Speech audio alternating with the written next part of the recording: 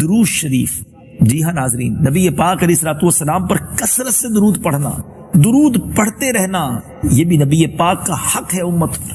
اور قرآن میں رب نے کتنا پیارا ہمیں حکم دیا ہے۔ آیت درود کا مطلب تو سمجھیے، کوئی اور ایسا کام قرآن میں بتائیے تو صحیح جس میں رب نے یہ فرمایا ہو کہ اے مومنو یہ میں بھی کرتا ہوں اور تم بھی کرو، سوائے درود کے کوئی ایسا آپ اور معاملہ نہیں بتا سکتے۔ آیت درود سنیے، اس کا ترجمہ سنیے اور نیت کیجئے کہ آج کے بعد کثرت سے درود پاک پڑھیں گے۔ ان اللہ وملائکتہ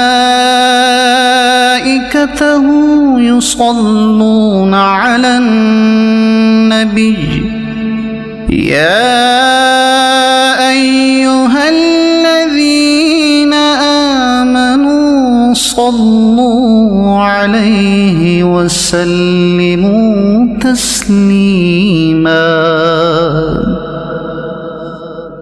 بے شک اللہ اور اس کے فرشتے درود بھیجتے ہیں اس غیب بتانے والے نبی پر، اے ایمان والو ان پر درود اور خوب سلام بھیجو۔ ناظرین، آیت درود آپ نے سنی، درود پاک کے تو کتنے فضائل ہیں۔ نبی پاک علیہ الصلوۃ والسلام فرماتے ہیں جس کا مضمون ہے جو مجھ پر ایک بار درود پاک پڑھے اللہ تبارک و تعالیٰ اس پر 10 رحمتیں نازل فرماتا ہے، اس کے 10 گناہوں کو مٹا دیتا ہے، اس کے 10 درجات کو بلند فرماتا ہے۔ ایک درود اور اتنے فائدے، کتنی دیر لگتی ہے درود پاک میں؟ ذرا مل کے پڑھے نا، الصلاۃ والسلام علیک یا رسول اللہ، شاید 10-12 سیکنڈ۔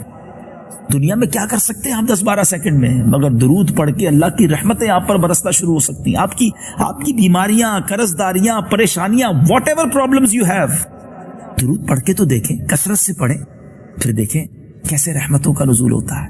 اور یہ حق ہے نبی پاک علیہ الصلوۃ والسلام کا کہ ان کا امتی ان پر درود بھیجے۔ اللہ کرے کہ بس زندگی صرف ہو جائے اس کام کے لیے، ہمیں لطف بھی آنے لگ جائے گا، لیکن پڑھنے والے تو بنے نا۔ اس کا مسئلہ پتہ ہے کیا ہے؟ اس میں ہمیں کرنا کیا ہوگا؟ سوشل میڈیا سے اپنی کچھ جان چھڑائیے، فضول کاموں سے اپنے آپ کو بچائیے، اور اس وقت کو اللہ اور اس کے رسول کے ذکر میں صرف کیجیے۔ یقین کریں بہترین استعمال ہے وقت کا، بہترین استعمال ہے زبان کا۔ اللہ مجھے بھی نصیب فرمائے، آپ کو بھی نصیب فرمائے۔